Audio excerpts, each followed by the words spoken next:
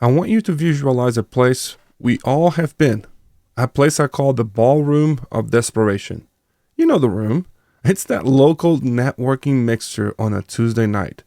The air conditioning is always set 10 degrees too cold. The appetizers are stale, and the air smells like a mix of cheap cologne and anxiety. You're standing there near the entrance, and you check your pocket. You have a stack of business cards that feel heavy, like you're carrying ammunition you don't want to use. You're wearing a name tag that is slowly peeling off your shirt, leaving that sticky residue. You start to walk into the room, and you catch yourself doing something instinctual. You are scanning the room, but you aren't looking for a human being. You aren't looking for a connection. You're looking for a target. You're looking for a pulse with the wallet attached. And then you see it. You see two people talking near the high top tables, and you do that awkward hover nearby, waiting for a breath so you can interrupt. You force a smile. You extend your hand. And when you finally corner someone, you see it in their eyes. The glaze. They're not listening to you. They're nodding. They're smiling. But behind their eyes, they're just calculating how many seconds until you stop talking so they can pitch you. It feels hollow. It feels transactional. It feels like hunting. And deep down in your gut, maybe on the drive home in the dark, with the radio off, you admit the truth to yourself. You hate this. You didn't start your business to become a hunter. You didn't start your business to put on a mask and pretend to be an extrovert. You started to be a builder. You started to solve problems. And you started so you can help people. But the gurus told you this is how it's done, right? Always be closing. Fill the funnel. Crush the sale. They taught you that marketing is warfare. That it's about shouting the loudest. That sales, it's something you do to people, not for people. If you're tired of the chase, and if you're tired of the anxiety that comes from waking up every first of the month wondering where the next client is coming from, I have good news. You don't have to shout, and you don't have to chase. There's always a way to build a business where you never have to, quote unquote, sell again. You just have to be the one thing everyone else in that ballroom is afraid to be. Real. Hey, my name is Terra, and this is the Trust Engine. If you are a service entrepreneur trapped by the hustle, you have been sold a lie. The hustle promises freedom, but delivers a prison. I know because I built a successful CPA firm working 16-hour days out of a pantry. I learned the hard way that grit gets you started, but systems will get you free. I'm Terra, and this is the Trust Engine podcast. We're here to build a service business that scales like a machine and sells like a person. Let's get to work. To understand how to stop chasing and start attracting, I have to take you back. Before the CPA firm, before the partnership, before I had a team of 20 people looking to me for answers, I want to take you to a library at Wayland Baptist University in Plainview, Texas. It's 2010. It's late at night, probably 9 p.m. The library is dead quiet, except for the sound of the clock ticking on the wall. It smells like that old paper dust and that specific scent of academic stress. I was a student on a basketball scholarship. I had arrived from Brazil with $200 in my pocket and no English. And I was still translating half of my textbooks in my head just to understand the paragraphs. And yet, I found myself in a strange, almost impossible position. My professor had seen something in me, a knack for numbers, and he asked me to be a tutor. Oh, but not just any kind of tutor. He wanted me to be tutoring advanced accounting class. Now, pause for a second and think about this absolute insanity of that. I was taking accounting 101 in the morning, learning the basics of debits and credits, and at night, I was expected to sit in that library and teach advanced accounting to students who were older than me, American students students who spoke perfect English. I wasn't a CPA, and I didn't have a degree on the wall. I didn't have a suit, and definitely I did not have a car. I remember sitting in that heavy wooden table, waiting for the first student to show up, absolutely terrified. We talk about imposter syndrome a lot in business, but this wasn't syndrome. I was an imposter. I was a fraud waiting to be exposed. I kept thinking the moment I opened my mouth, they're going to know. They're going to know that I'm just figuring this out as I go. Then the door opened. A student walked in and sat down across from me. And I will never forget the look on his face. He wasn't looking at me with suspicious. He was looking at me with panic. He was stressed out of his mind. He was failing the class. He was worried about losing his scholarship. He pushed his textbooks across the table, this massive, heavy accounting book, and pointed to a problem about consolidated financial statements. He asked me a question about a concept I had only learned like 4 hours ago. In that moment, I had a choice that defines the trajectory of every entrepreneur. Option A, I could pretend. I could put on a mask. I could act like a professor. I could use big words, try to look smart, nod and protect my ego. I could try to dominate the interaction to prove I belonged there. Or, option B, I could tell the truth. I looked at him, I took a breath, and I said, look, man, I'm going to be honest with you. I just learned this stuff this morning. This stuff is incredibly hard. Here's exactly where I got stuck. Here's how I figured it out. And here's the shortcut I found to make it more sense. I didn't try to be perfect. I pulled out my own notebook, the messy, scribbled on, with coffee stains on the corners, and I showed him my own confusion. I showed him, the crossed out calculations. And something amazing happened. The tension in his shoulders dropped. He exhaled. He didn't look at me like a student who didn't know anything. He looked at me like a lifeline. Why? Because I wasn't standing on a mountain, shouting down at him with a megaphone. I was in the trenches with him. I was exactly one chapter ahead. That was my only advantage.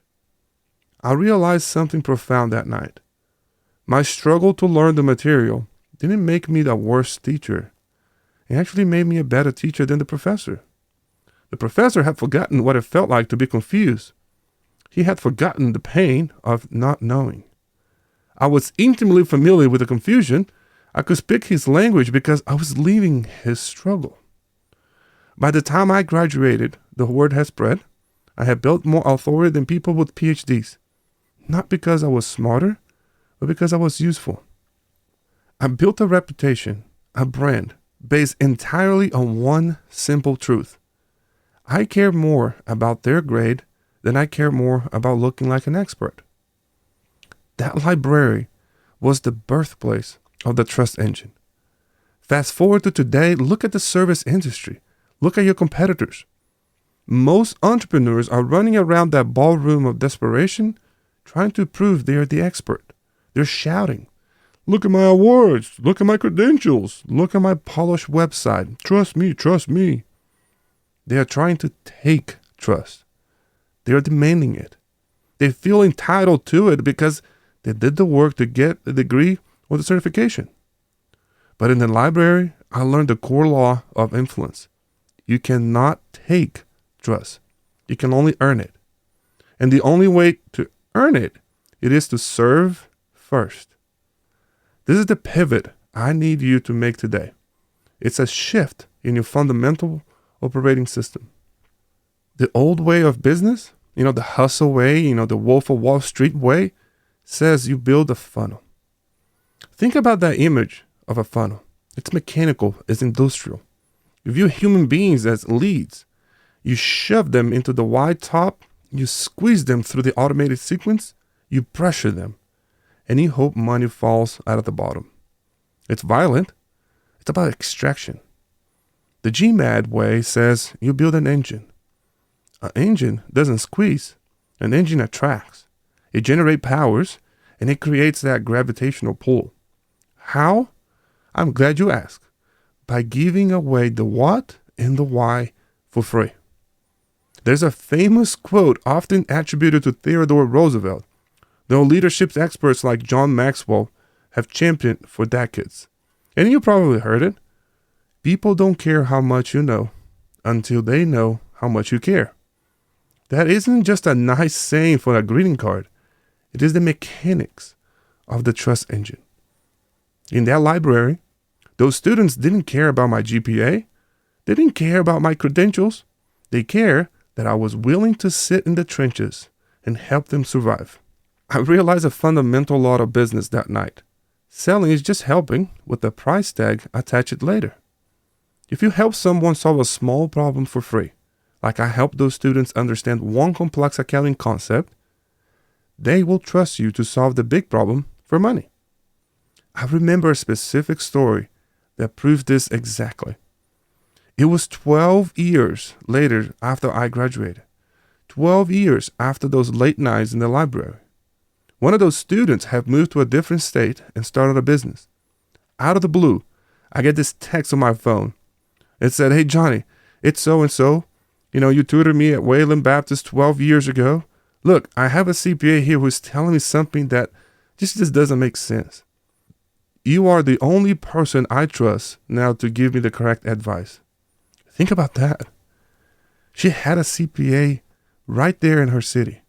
Someone she could meet face to face, but she didn't trust him. She trusted the guy who'd helped her pass accounting 101 a decade ago. Got on a call, and sure enough, we found out her local CPA was trying to force a generic tax strategy on her without understanding her specific business model. He was applying a template. I listened. I understood the nuances, and I gave her the answer that she needed. She happily paid me a couple $100 for that one phone call, and she was thrilled to do it. Not because I was the only CPA in the world, but because trust has a long shelf life. Authority doesn't come from a suit. It doesn't come from a perfectly curated Instagram feed. You are standing in front of a rented Lamborghini.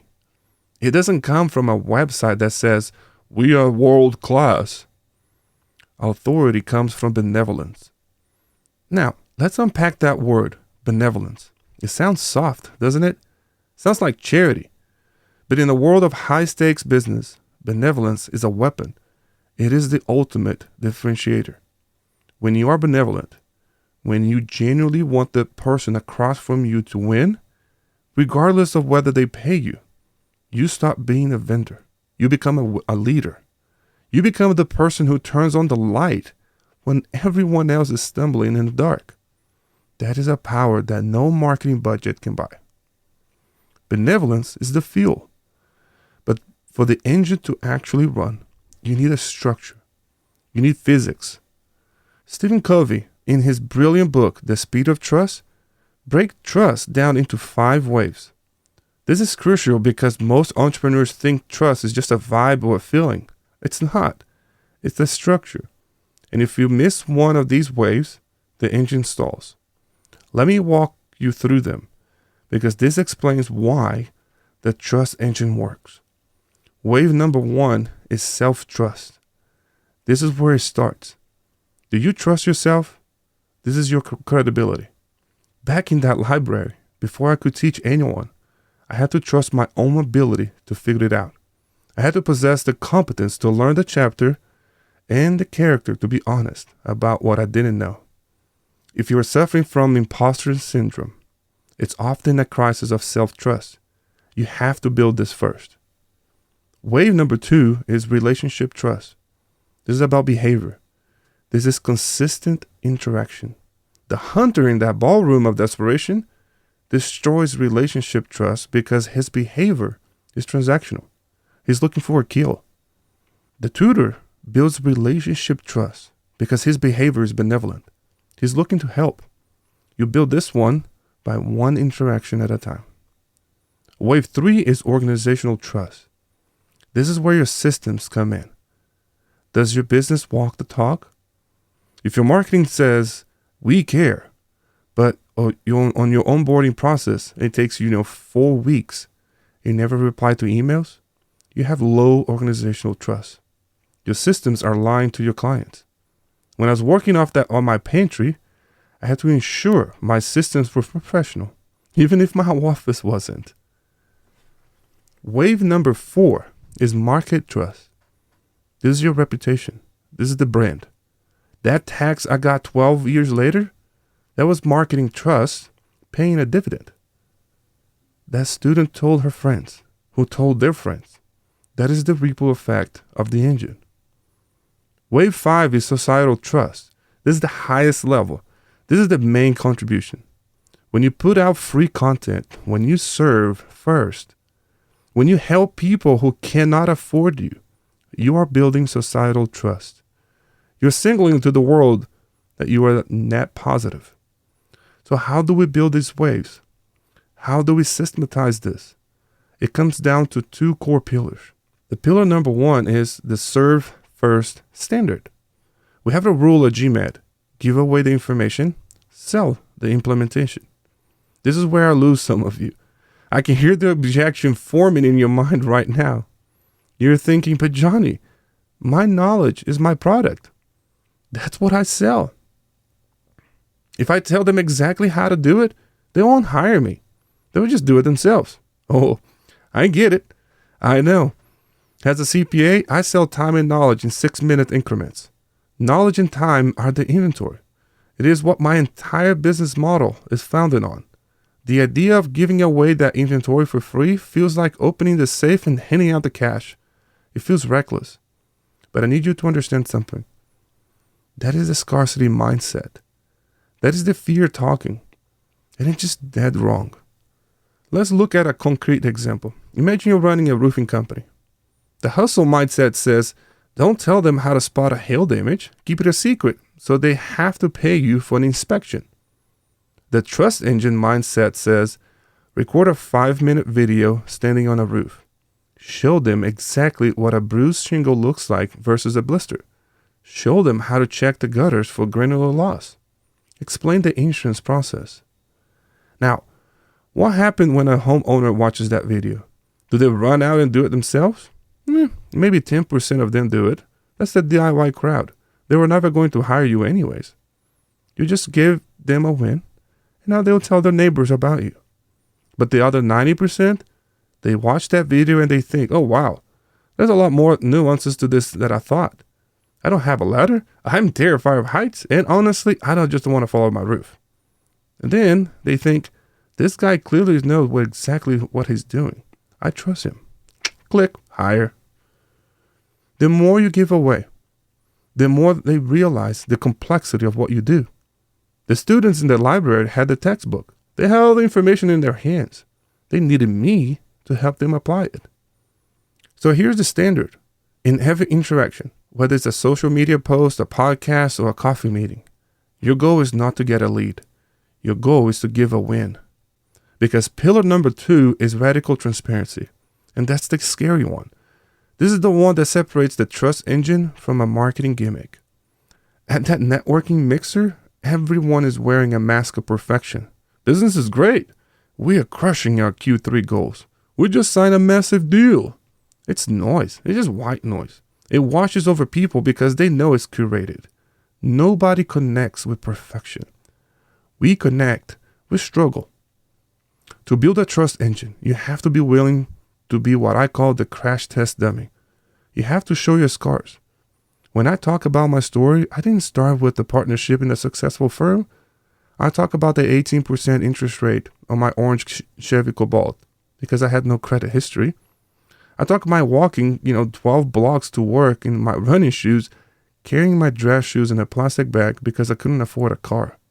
I talk about the nights I sat in my pantry, bone tired, missing my wife and 3 kids, wondering if any of this was even worth it.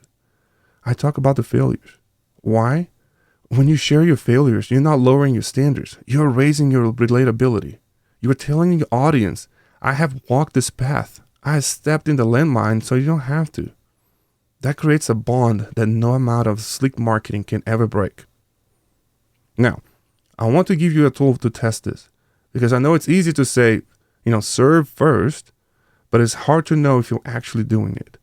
I use a simple checklist called the Serve First Audit. Before I send an email, before I post a video, Before I walk into a meeting, I ask myself these 3 questions. The first one is the paywall test.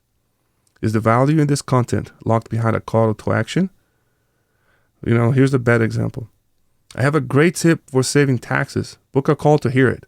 That's just a teasing, just hostage taking. Here's a better one. Here's the tip. Here's how it works. And if you want help implement it, book a call. Then is the micro win test. If this person reads this and never pays me a single dime, is their life slightly better?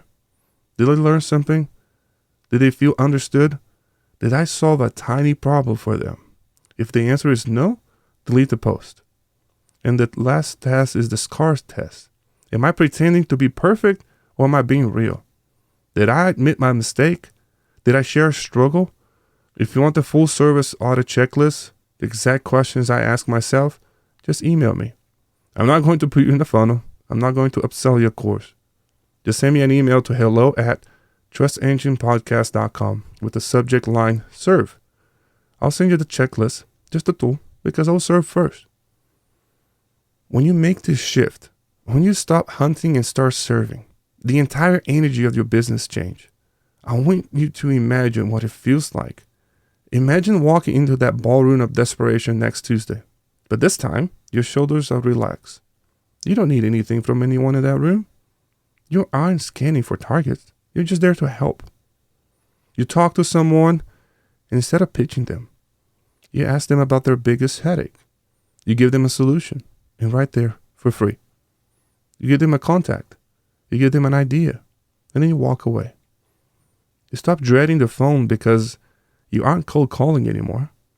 The phone is ringing in. And the paradox of the trust engine is this.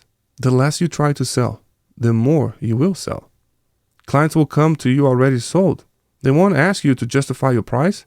They won't ask you for a discount. They will come to you saying, I read your guide. I watched the video on the bruised shingles. I heard your story about the library. I know you can help me. Where do I sign? That is the difference between being a vendor and a partner. That's the difference between a hustler and a leader. So here's your challenge for this week and this month. Action over theory. I want you to create one piece of content. It could be an email to your list. It could be a video on LinkedIn. It could be a text message to a prospect that you're talking to. I want you to teach something you usually charge for. Give away one chapter of your playbook. Tell them exactly how to solve a problem. And do it without asking for the sale. Do it just to help the person on the other side of the screen pass the test. Be the tutor in the library. Turn on the lights for someone else. And watch how fast they will find their way to your door. This is a trust engine. Let's get to work. Wow, we cover a lot today, guys. But remember, action over theory. Don't just listen, execute. Go build the machine so you don't have to be the machine. If you found value, the best way to support the Trust Engine podcast is to leave a rating and review on your platform. And if you know of another entrepreneur trapped in the hustle, share this episode with them. You can find the show notes and the systems we discuss here at trustenginepodcast.com.